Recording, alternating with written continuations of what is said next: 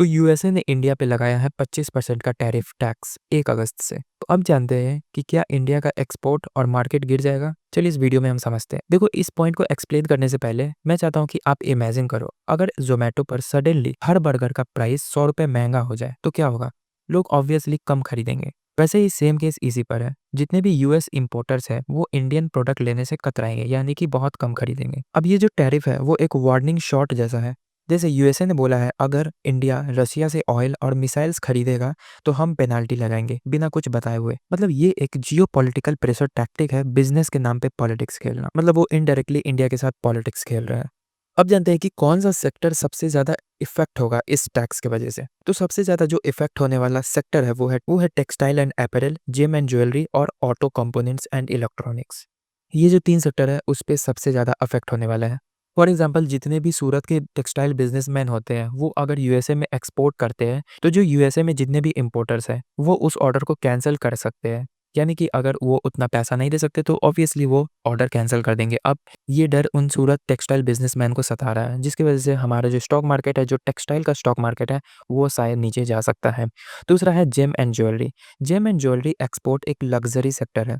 अगर यूएसए में डिमांड गिर जाती है तो इंडिया में जितने भी आर्टिसंस होते हैं उनका काम बंद हो जाएगा। और अगर ऑटो पार्ट्स की बात करें तो ऑटो पार्ट्स जैसे सोना कॉमस्टार, भारत फोर्ज, उनका मेजर रेवेन्यू एक्सपोर्ट से आता है।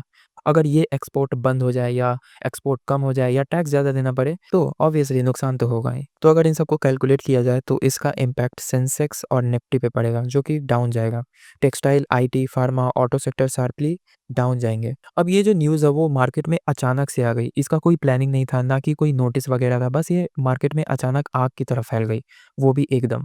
अब ट्रेडिंग एज पे जो भी लोग ट्रेडिंग करते हैं, स्टॉक्स खरीदते हैं, उनका जो पोर्टफोलियो है वो थोड़ा-सा 3.5% या 4% डाउन जा रहा है। लेकिन आपको ये फ़ियर से बचना होगा। लेकिन जो स्मार्ट इन्वेस्टर्स होते हैं, वो इन पर फ़ोकस नहीं करते हैं। क्योंकि ये शायद शॉर्ट टर्म भी हो सकता है। शॉर्ट टर्म के लिए भी ये हो सकता है। फॉर एग्ज़ाम्पल, 2018 में चाइना के साथ यूएस ट्रेड वॉर हुआ था। तब भी शॉर्ट टर्म डिप देखने को मिला था, लेकिन लॉन्ग टर्म में इसका इम्पैक्ट ज़्यादा देखने को नहीं मिला था। अब इस टाइम पे आपको क्या करना चाहिए? सबसे पहले तो आपको पैनिक सेलिंग नहीं करना चाहिए। आपके पास जो भी स्टॉक्स है, वो अगर आपका जो फंडामेंटल्स है, टेक्निकल एनालिसिस है, आपने सब कुछ सही रखा है, तो आपको वो स्टॉक सेल नहीं करना चाहिए।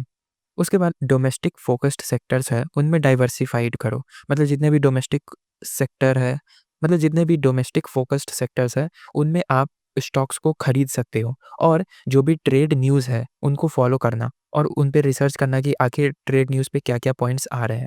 अब एक इन्वेस्टर ने पैनिक में टाइटन बेच दिया क्योंकि ज्वेलरी सेक्टर में फ़ियर था, लेकिन 2 दिन बाद स्टॉक वापस बाउंस बैक हो गया। तो आपको ये नहीं करना है।